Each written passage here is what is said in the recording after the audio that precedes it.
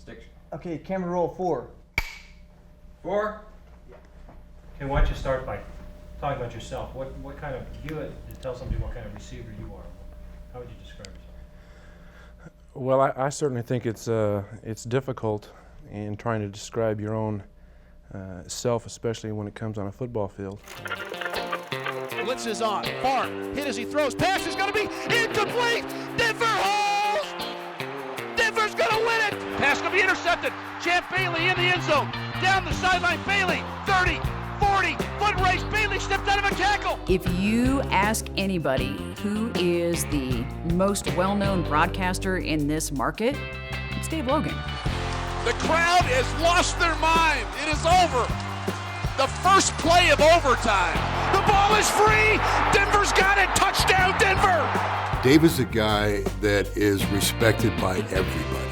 You know, Dave Logan has built a great brand. I wanted to tell you about Dave Logan because he is one of those rare individuals drafted in 3 different sports. Dave has been a star at everything he has ever undertaken.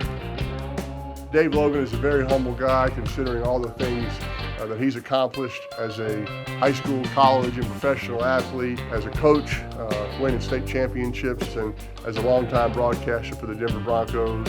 Dave does it all. It's up to us to match that intensity. It's up to us to match the physicality. It's an amazing story that we probably don't talk about enough. No wonder people do documentaries on it.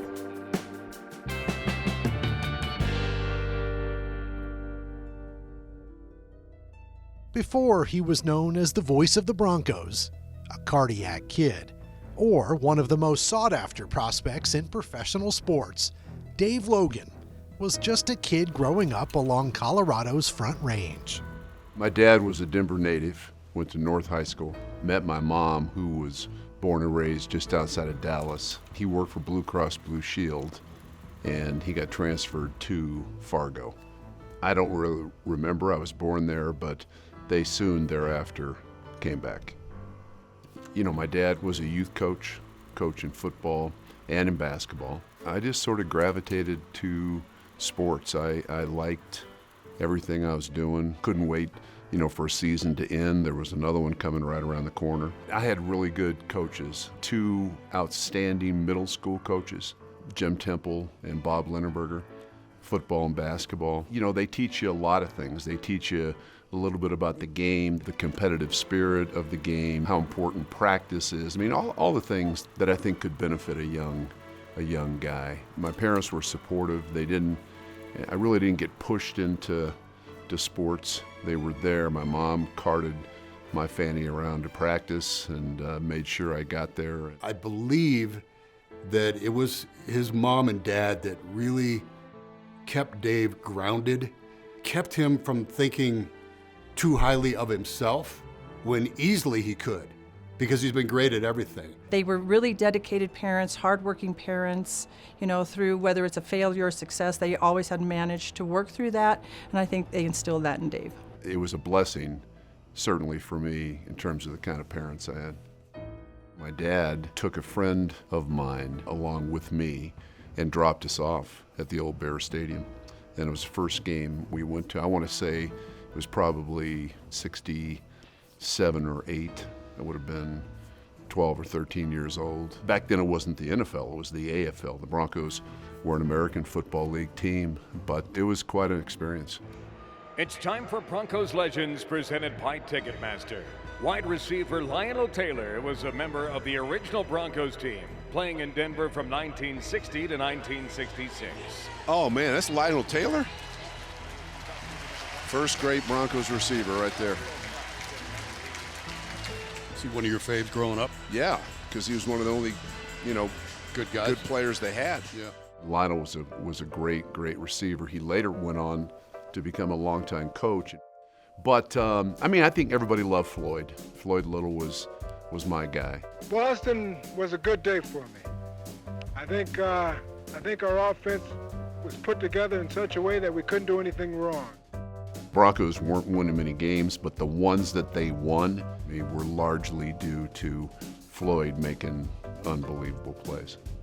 The voice of the Broncos, when I was a kid, was Bob Martin, and Larry Zimmer was doing color, so it was Bob and Larry. I remember walking up from the concourse into the stadium, and there was just a smell. You get it like in the summer, when the summer comes to an end and fall's about to start and practice is starting, and there's just, I'm sure part of it is the anticipation of it, but I've always thought that there was a smell for football. And I remember as a kid thinking, man, how cool is this? My mom and dad actually rented half a duplex just off of West Colfax. They moved to Wheat Ridge. I wasn't thrilled initially because I wasn't going to go to Lakewood. I was going to go to Wheat Ridge. I didn't know anybody at Wheat Ridge, but it worked out. I was a pitcher and a shortstop in high school. I was actually drafted to be a shortstop for Cincinnati. And that was the time when the Big Red Machine, one of the greatest dynasties ever in Major League Baseball history. I honestly don't think people understand how great of an athlete he had to have been. I mean, for anybody to be drafted in any sport, you got to be in the 1 percentile, if the 1 percentile, and Dave was that in 3 sports. And you know what, I'll be honest with you, knowing Dave a little bit in his competitiveness, probably would have been successful had he said, I think I'm going to go play baseball. But at that time, the rules were if you signed a professional contract, you were ineligible to play any sport in college whatsoever. So I'd already made up my mind that, I was going to go to school and play sports in school. So I never really seriously thought about signing that contract. In 1972, Dave Logan had an MLB rookie contract in hand, but decided to pursue basketball and football at the collegiate level. So it was no surprise that some of the top programs lined up to give their pitch to the Logan family. The University of Notre Dame recruited me, and I had both Coach Parsegan and Coach Phelps sitting separately in my parents' house, and it was kind of interesting because Coach Phelps tried to talk me out of playing football and just to play basketball, but I always wanted to play both. That was part of the deal, and I wasn't going to go somewhere that was not going to allow that. First time I was ever on a plane was my senior year in high school, and it was a recruiting trip to the University of Nebraska. Coach Devaney was ending his career. Coach Osborne was about to become the head coach. And then I came home, honestly, after that trip, and I thought, you know what, I'm going to go to Nebraska.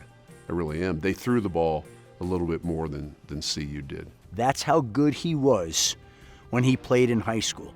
And he probably could have played anywhere. I think in the end, it came down to, it was 28 miles from my house. I wanted my family to be able to see the games. And CU was a good program. And Coach Crowder, who recruited me, Eddie Crowder from CU, I loved him, loved playing for him. He had said that, that CU was going to throw the ball more. And I just got confused because I thought he said they were going to throw it 40 times a game. And I didn't realize until actually I went there that he actually said 40 times a season.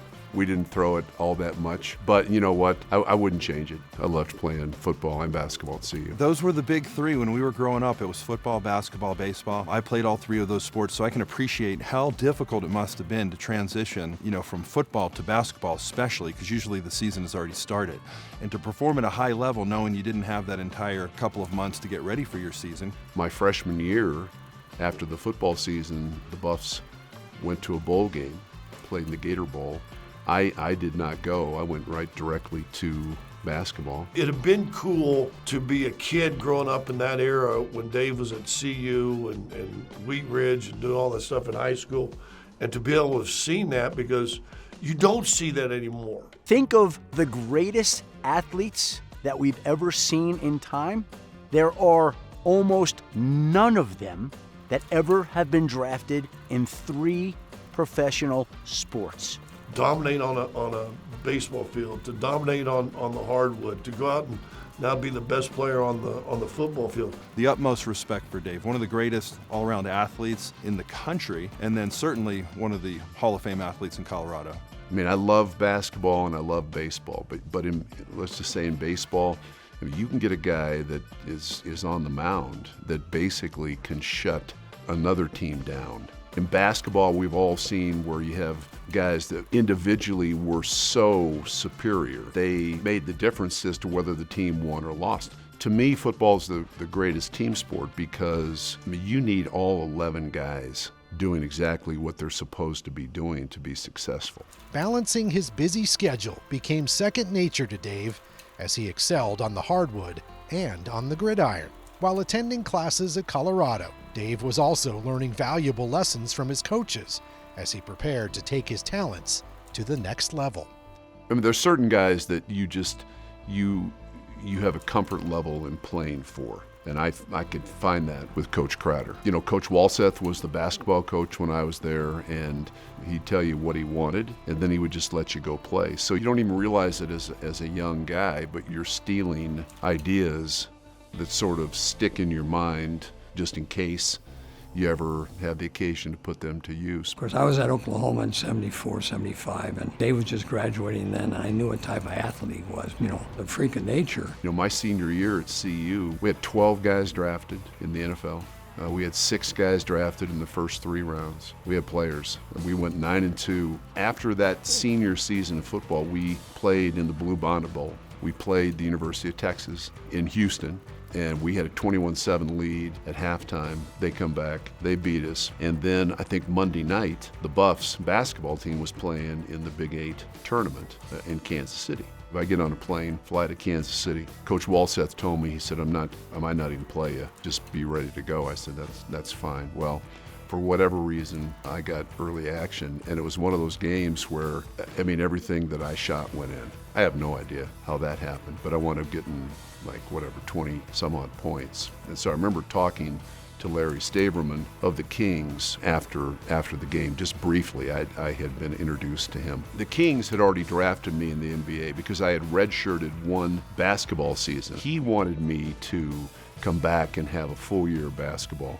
without football right in front of it. Broke my ankle in practice before the NFL draft. I just thought, you know what, if I'm going to get healthy here, and I'm going to give football a shot. In the spring of 1976, Logan was selected by the Cleveland Browns in the 3rd round of the NFL draft. Dave was still recovering from an ankle injury when he arrived for training camp, but he was determined to find his place in the National Football League. Training camp was a bit different back in the late 70s as opposed to how it is now. I mean, we had 6 preseason games, and you had to be to camp 2 weeks before the first one. So you had 2 months. I mean, I'm not sure what they were thinking, but our first preseason game, I'm not even sure who it was against, but we were standing in line, the receiver line, and I'm watching Paul Warfield, a Hall of Fame player who had just come back from Miami, and I'm watching him run routes. And it was the first time in my career that I ever had a moment where I stepped back and said, I'm not going to be able to do this. I mean, I was confident in everything I did. And so Paul talked to me after that practice and just talked about things that he saw in me and things that I should accentuate in my game. And I was 6'5" and 230 pounds, and you know, I ought to beat people to death with my hands at the line of scrimmage. And I mean, it was really, really good of him to do that. I remember that as kind of an eye-opening experience.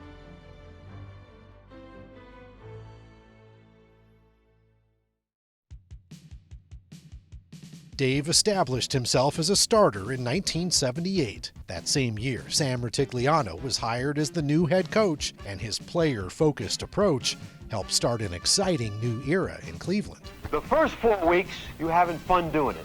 And the reason you're having fun doing it is because we were winning. Let's do what we're capable of doing. I loved playing for Sam. You talk about a player's coach. I mean, he wanted to know what you saw, where's the leverage of the corner, what do you need to get to, and we threw the heck out of the ball. I worked for the LA Rams when I was in radio in LA. I remember one game in particular that this guy named Dave Logan just lit it up. I remember thinking, can anybody cover number 85? I mean, really? We didn't get highlight shows like you get now, but you'd have the Sunday NFL shows, and the Cardiac Kids were beating all these people and coming from behind. And once he started telling me these stories, I go, you were on that team. The nickname came from, we had a 3-year stretch that we won a bunch of games, and we won a bunch of games in exciting fashion. 3rd down. And Sight lets it go for Logan. And Logan has it. And Logan is going to go. It's touchdown Browns. Dave Logan scores. The Browns lead it. Amazing. Amazing play. The one thing I got to know about Dave Logan as a teammate was he was a playmaker. Brian Sipe, if there was any trouble, he just threw in Dave Logan's direction, and he knew that somehow Dave would come down with the ball. And if I go back and think about some of the great 50-50 ball catchers, the guys that go up and come down with it, kind of like a jump ball, Dave Logan was a master at it. I collected football cards when I was younger. I'm not that much younger than Dave, but I'm a little bit younger. You know, I remember having his card. He had a big old mustache on, the card that I collected, but I did recognize him, and it was kind of cool to meet him for the first time. He had a charisma about him. He had a little bit of a cockiness about him. He loved competitive moments, and he loved the big stage. I think we have a lot of hungry receivers. Once we get down to the end of the game, I really feel like we've come to the point now where we feel like there's just no way they can stop us. We were the first team that had all 5 position players have 50 or more receptions in a single season. So both backs had more than 50. The tight end, who was Ozzie Newsome's Hall of Famer, had more than 50. I played X, and Reggie Rucker played Z. We both had more than 50. So we're throwing the ball a lot. We loved each other, but we were so competitive. And I knew, you know, if Ozzie made a play, I mean, I knew I had to go get one. And Reggie would say the same thing about me. Like all great competitors, Dave used his talents and his athleticism to push himself on the field, but that competitive nature also translated to his career after football. Dave is uber competitive. I wouldn't say it's out of control, but I would say it's significant. So I like to compete. Dave is like that with everything in life. So it's no surprise that Dave has been so successful in everything he's done. Coaching high school football, calling Broncos games, doing a daily radio show, 3 things that he's doing at the highest level possible. He takes a lot of pride in his work, so much pride in his work. He's very humble, but he expects perfection out of himself. He wants to get every single name pronounced correctly. He wants to get every single yard to the inch correct. If you are involved with something with Dave, there is such a high standard that he just comes with. And it's not because he's egotistical or he is demanding of it. It's just something that's like ingrained, and so you want to be better because he's so good that you want to be better. I think there are a lot of people out there today that think of him as this incredible high school football coach. They think of him as the voice of the Broncos, and they would have no idea that you're talking about the most accomplished athlete in the history of Colorado who went on to be a part of the Cardiac Kids in Cleveland, play in the NFL. It's been a long time since he played football in Cleveland. People still recognize him on the streets. They ask him for autographs, pictures, and he's always accommodating, by the way. He's still a legend in Cleveland. Dave established himself as one of the Browns' all-time great pass catchers with 262 receptions and 24 touchdowns during his 8 seasons in Cleveland. To this day, Dave ranks 9th in receiving yards with 4,247. In 1984, the Broncos were in the market for a wide receiver, and Dave was looking to start the next chapter of his career. Unfortunately, he was about to face the harsh reality of professional sports. I actually went to Sam at the conclusion of 1983 and asked him to trade me. I had, once again, in a charity basketball game, broken my ankle. You battle back to get out and play as quickly as you can, but I really wasn't completely healthy. And so there was a new offensive coordinator the Browns had hired, and I think looking back on that, I wasn't his guy. So after the season, I just felt like it'd be better to move on. Sam was great. I can't tell you how much I love that guy, because I knew Denver was one of the teams involved. I said, Coach, if you can get that done, that would be great, because that's my hometown. When I got here, Mike Shanahan, that was his first year in the league, and Mike picked me up at the airport. I had no idea who he was. You could tell he was very savvy. I was coaching wide receivers, but I actually learned more from him than he ever learned from me, because he was such a technician. Did everything he possibly could to make my job easier. Before what turned out to be my last game, Shanahan came to me in the locker room and said I was going to be the 5th wide receiver. I probably had lost a step because of that, the ankle injury or injuries, and I wasn't getting a lot of playing time. I went into the game already sort of worked up, and I caught a pass, which turned out to be the only pass that I caught from John. and I was short of the necessary yardage for the first down. Dan was not happy with me at all. And when I came to the sideline, he let me know. I think in retrospect, my response back to him probably did not help me. And I remember on a Tuesday, I said to Dan Reeves, "Yeah, anything going on today, Coach? It's a player's day off." And he said, "Nah, nothing much. We're going to cut Dave Logan." Well, of course, Dan was looking at it not like a resident of Denver, if you will, and I don't blame Dan a bit, but he said, he's not the player he used to be. We're just going to cut him. And I thought, this is a really big deal. I mean, that was the first time that I can remember in my athletic career. The message was, hey, you're not good enough to do it. That was a hard thing for me. After the 1984 season, Dave hung up his cleats for good. However, despite his incredible impact as an athlete, Dave Logan's legendary football life was only getting started. In 1985, Dave Logan had come to terms with the fact that his phenomenal athletic career had come to an end. But it was no surprise that Colorado's most outstanding athlete would find his next great passion around the sport that defined the first half of his life. I didn't know what I wanted to do. The baseball coach, Irv Brown at CU, called, asked me what I was going to do. I said, I don't know. He said, come in and do a Super Bowl preview. I was a music guy, never listened to talk radio ever. I said, all right. So I went in, did the Super Bowl preview show. Irv came back in and said, hey, said the boss loves you. They want you, maybe start doing some full-time stuff. So I started working with Irv Brown and Joe Williams. Those two guys really sort of showed me the way in terms of doing talk radio. And I was doing 5 hours a day on a station that you couldn't hear, AM 1600, which is the single worst dial position you can possibly have. Not a lot of people could hear it, which was probably good for me because I'm quite certain that I wasn't any good at it. Working with talk radio pioneers Irv Brown and Joe Williams helped Dave find his voice on the microphone. He quickly earned the reputation as a knowledgeable and insightful broadcaster. After gaining play-by-play experience in college sports, Dave was approached about joining KOA in 1990. Bob passed in the spring of 1990. KOA called and asked me to apply for the job, and I did.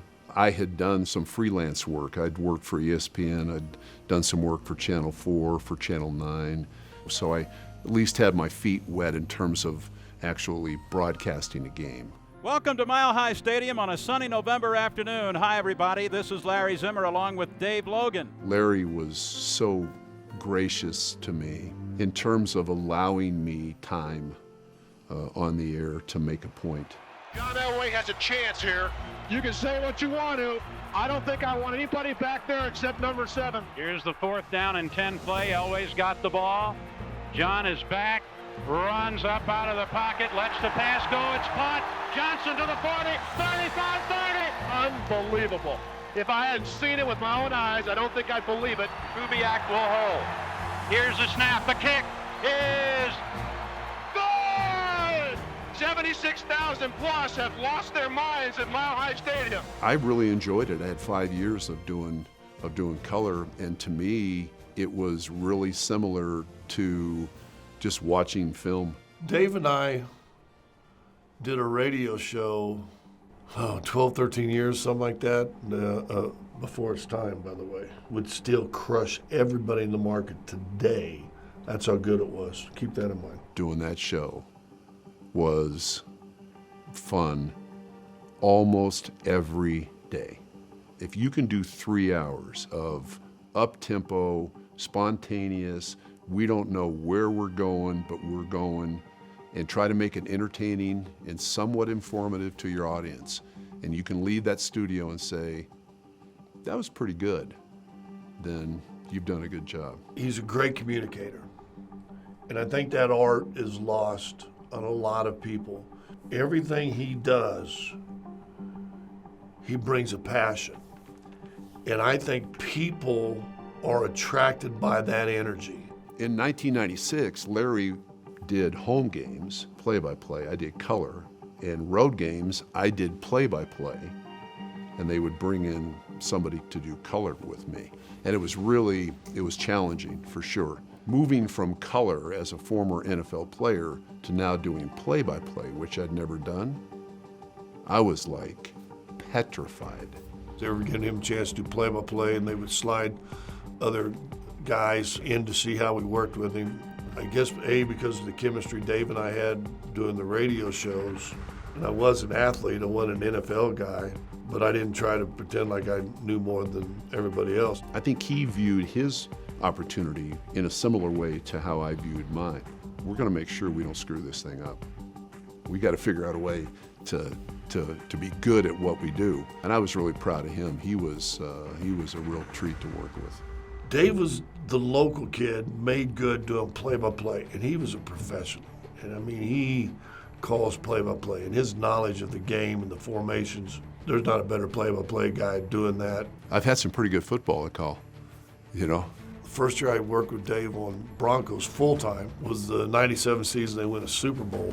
When John Elway did that whirly bird, Dave Logan made that call. Packers jumping around, they rush forward. Plenty of time for John, now squeezes, steps up in the pocket. Elway can run inside the 10, head first. He dives inside the 5-yard line. You want to tell me the 37-year-old man doesn't want to win this game? Man, oh man. That's sacrifice. When the Denver Broncos won their first Super Bowl, Dave Logan made that call. And 38 years without a championship in football has come down to one play. 4th and 6 for the 31. Blitz is on. Farm hit as he throws. Pass is going to be incomplete. Denver holds. Denver's going to win it. Oh, baby, they're going to win this thing. You think about Super Bowl 32 and you hear that call, and that's him, and that's genuine. His voice is the one you think of. I mean, it's legendary. I just remember it just hit me the moment of it. Go ahead and salute them, Denver. You got the world champions. The Broncos have done it. That was such a monumental win. You know, I'll tell you one that I remember was the AFC Championship game against the Jets. Good afternoon, everybody, and welcome to Mile High Stadium on a beautiful Sunday afternoon. It's AFC Championship time with the New York Jets and the Denver Broncos. Will this be John Elway's last game ever at Mile High Stadium? The Jets were up 10-0. The wind's blowing like crazy. Eddie catches, I think it was a post, deep post. Got McCaffrey wide open. He makes the catch. Terrell hits a run. Touchdown! Can you say MVP? The Denver Broncos are going back to the Super Bowl. That was the game that John ran around the field. And as I said, if this is it for John Elway at Mile High, he leaves just the way he came in, winning football games. When John Elway threw that long touchdown pass to Rod Smith in Super Bowl 33, Dave Logan made that call. Elway boots and rolls to his right, stops, loads it up, throws down deep the middle of the field. Rod Smith's got it. Here we go. 30, 20, 15, 10, 5. Rod Smith, Denver touchdown. 80 yards for John Elway. When the Broncos won Super Bowl 50, that was Dave Logan on the mic. In the pocket, he's hit and sacked inside the 5. The ball is free. Denver's got it. Touchdown, Denver. Wow, talk about punching him in the mouth. Super Bowl 50 was great. The defense played so good. And Lombardi Trophy is coming home to the Mile High City. I think that's the ultimate reward as a broadcaster, to get to call a championship game and have your team win it. The radio voices of each team are the soundtrack of football history through the years of that franchise. But there's not a Bronco fan, probably from the age of 10 to 100, that doesn't know who Dave Logan is. Over the last 3 decades, Dave Logan has ascended to the top of the radio broadcasting industry as the voice of the Broncos. But away from the bright lights of the NFL, Dave has also climbed to the top of Colorado high school football as a 12-time state champion head coach. Just as Dave built his radio career from scratch, Coach Logan's legacy was also built from the ground up. Okay, fellas, let's talk about tomorrow night's game. I mean, this is a big game for us every single year. Records do not matter for either team. It's up to us to match that intensity. It's up to us to match the physicality that they bring. And we got to do that for 48 minutes. If we do that for 48 minutes, all right, we're going to be fine. Dave and I were doing the radio show together when he got into coaching high school. a few schools said, oh, well, you don't have the experience, and you blah, blah, blah.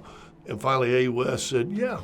In 1993, my middle school football coach, who I talked about earlier, Jim Temple, he called and said, you know, you got to apply for this job. He goes, you can do it. I'll coach running backs for you. He basically gave me the confidence to go apply for the job. The AD actually sat us upperclassmen down. I don't know if Dave knows this or not, but he basically said, hey, we got a couple candidates. They asked us straight up, said, do you want to continue on with what's been going on, or do you want to start with someone new? And they literally let us vote, and we voted that we'd like to have Dave come in as our coach. I know that when I first started coaching, there were some people that were not all that happy, because here comes this guy that really doesn't have any experience, and all of a sudden you're the head coach. In that run in '97, I think it really kind of ultimately solidified Dave as a head football coach in high school.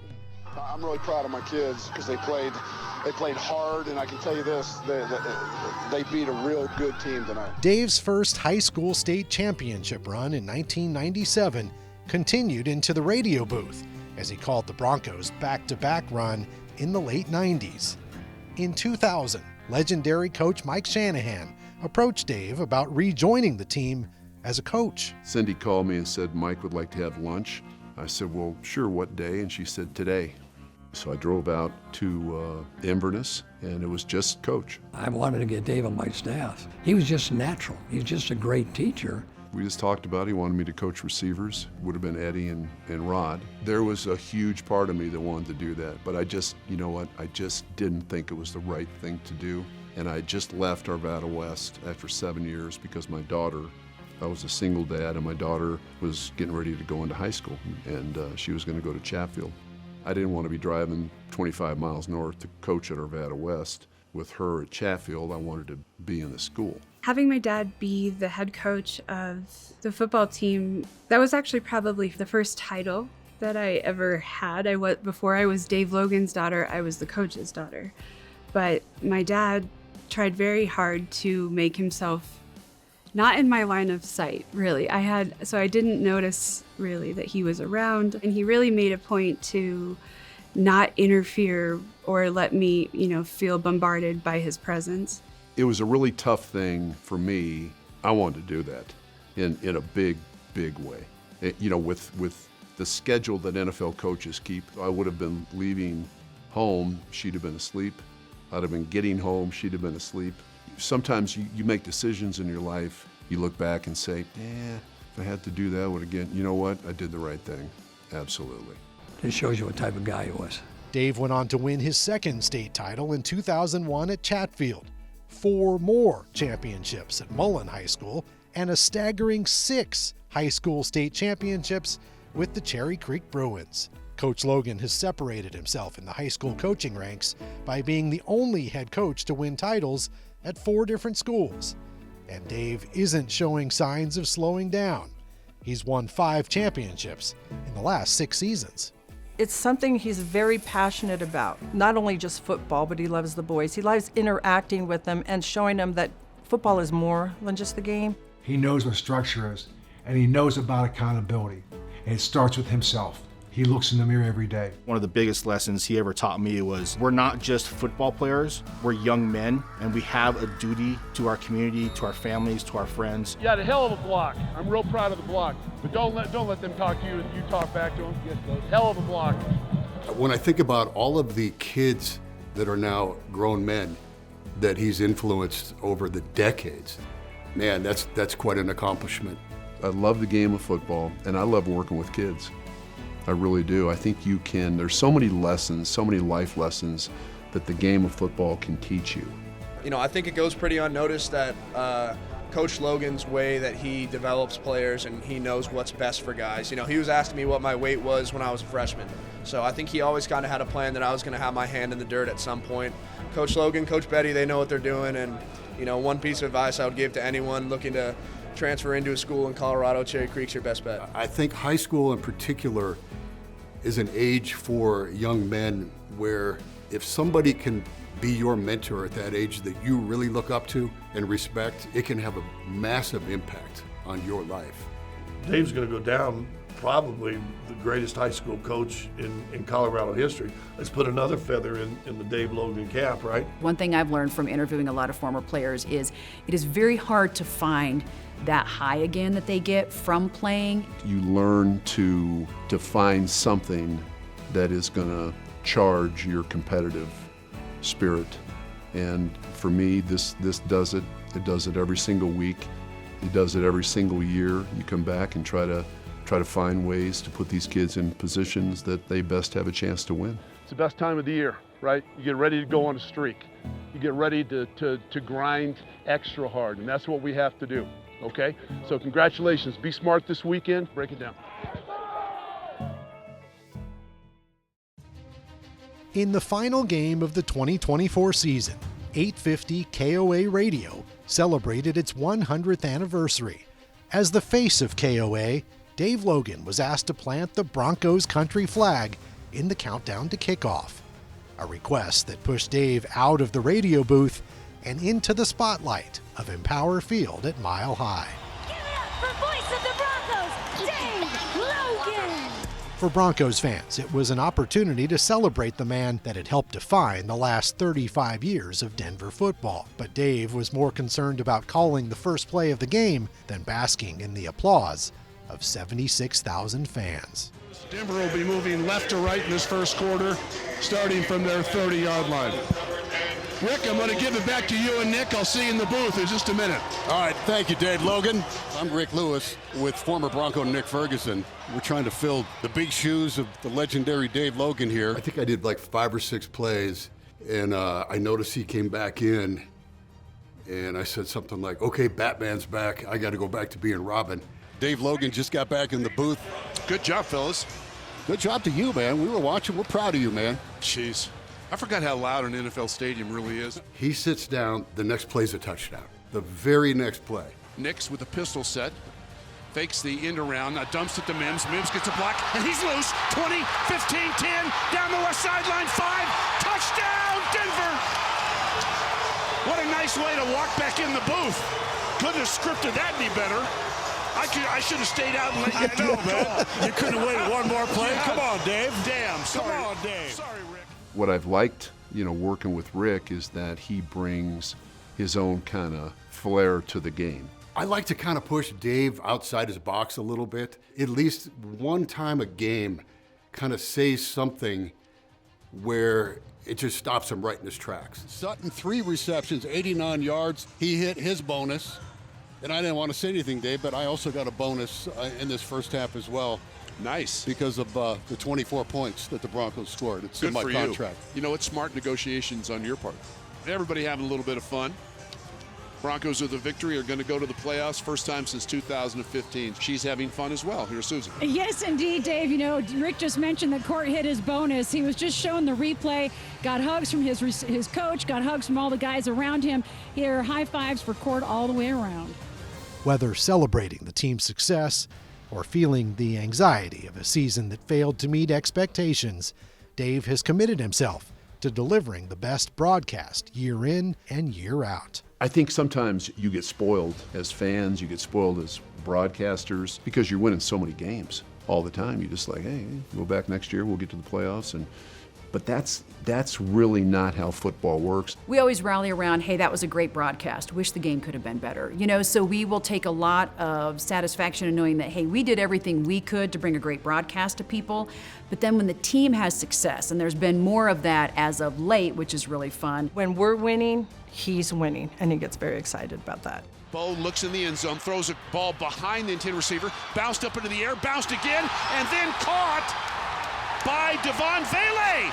Touchdown, Denver! That ball was bounced not once, but twice. He doesn't just call a game, he paints the picture for you that makes you feel like you're there. Even if you don't know a lot about the specific calls or the way plays are run, you still feel like you understand exactly what's happening. Dave is able to put things in perspective in the booth very, very well. It helps that I'm a big football fan. This dude watches film like Sean Payton does or Mike Shanahan does. He puts the effort and time in it. The first year I got to Denver in 2012, he kind of reached out and said, hey, Love to watch some film with you, kind of get an idea of what you're doing up there at the line of scrimmage. Very humble guy, very giving of his time. We text during the season. I just congratulated him the other day on winning just another state championship at Cherry Creek, which is impressive, and I've really appreciated Dave's friendship. Look at all the things he balances in his life.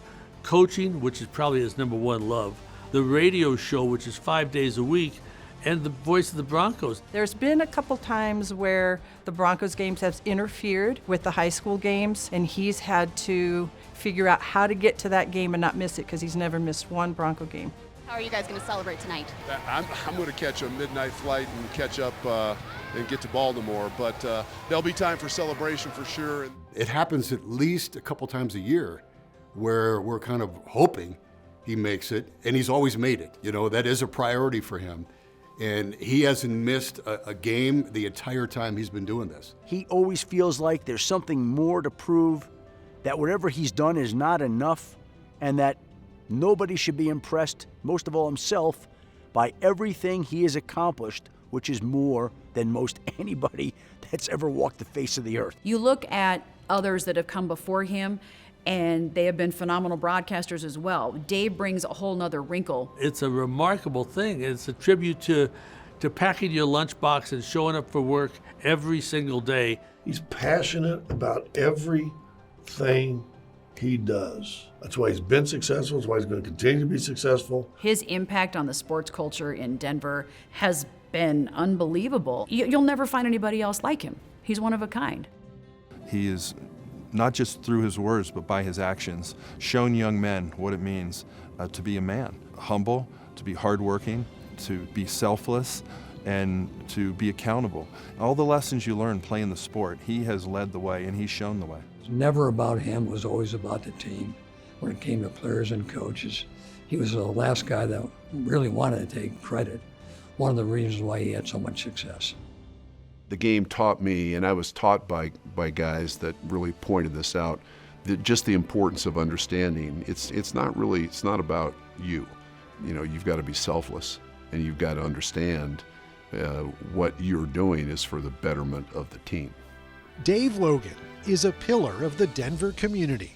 He has impacted thousands of young people and set the standard as the winningest coach in the history of Colorado high school football. As a broadcaster, Dave will always be connected to the most significant moments in Broncos history, and his commitment to the franchise and the fans continues to inspire millions of listeners. As a new era in Broncos country begins, fans can count on one thing: Dave Logan will be in the KOA booth, ready to bring the next great play to life as the voice of the Broncos.